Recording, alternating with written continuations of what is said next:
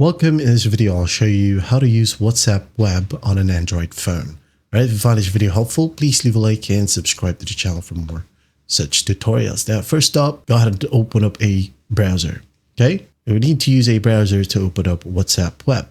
So it could be Google Chrome right here or some other browsers. So just go ahead and open it up. Now go to the URL box and type down web.whatsapp.com. All right, and once that's done, just hit on go and just wait for it to load. And then once it loads, as you can see here, I only got share a link. Okay, so what we'll do in here, as you can see at the top as well, it got mobile. So just basically tap on the three dots.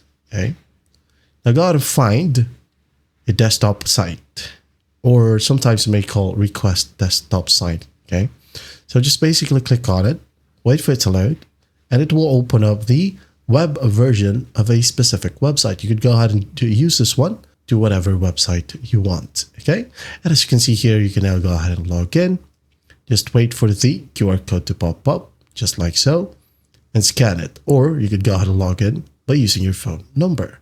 That's basically it. That's how easy it is to use WhatsApp Web on an Android phone. Okay, you could go ahead and use this feature or option if you want to use two accounts on the same phone, one with WhatsApp Web and one with the WhatsApp app.